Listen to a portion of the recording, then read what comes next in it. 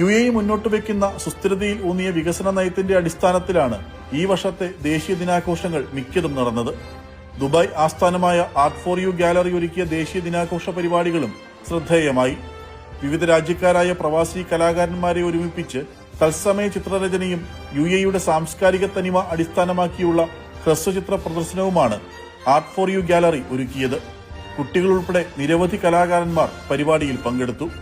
UAEന്റെ culture, heritage, അതിൽ നിന്നും പിന്നെ ഒരു മോഡേൺ UAEയിലേക്ക് വരുന്ന ഒരു കൺസെപ്റ്റാണ് ഞാൻ കൺസിഡർ ചെയ്തിരിക്കുന്നത്.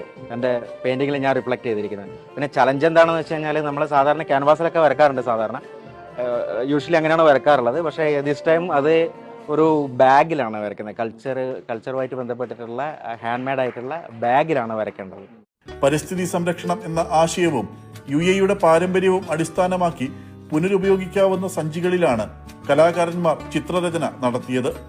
Art for you gallery സ്ഥാപകയും ക്യൂറേറ്ററുമായ Jasno രഞ്ജിയാണ് തത്സമയ ചിത്രരചനാ പ്രദർശനം ഒരുക്കിയത്. നമ്മൾ ചൂസ് ചെയ്തത് കൈകൊണ്ട് തുന്നിയ വോവൻ ബാഗ്സ്, അവരുടെ ഹെറിറ്റേജ് ബാഗ്സിനകത്ത് പെയിൻറ്റ് ചെയ്യുക എന്നുള്ളതാണ്. അപ്പോൾ 18 ആർട്ടിസ്റ്റ് ഉണ്ടായിരുന്നു. അപ്പോൾ ഞങ്ങൾ എല്ലാവരും രാവിലെ ഒരു 2 മണിക്കൂറോളം പെയിൻറ്റ് ചെയ്തു.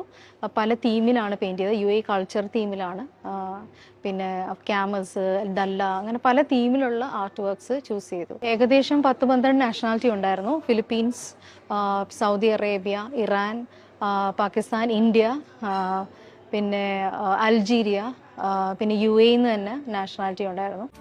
UAE ലോകത്തോട് സംവദിക്കുന്നത് സാഹോദര്യത്തിന്റെയും സഹിഷ്ണുതയുടെയും ഭാഷയിലാണ്. അതുകൊണ്ട് തന്നെ UAEയിൽ താമസിക്കുന്ന വിവിധ രാജ്യങ്ങളിൽ നിന്നുള്ള പ്രവാസികൾ ഉൾപ്പെടെ എല്ലാവരും ഈ രാജ്യത്തിന്റെ ദേശീയ ദിനാഘോഷങ്ങളിൽ പങ്കാളികളാകുന്നു.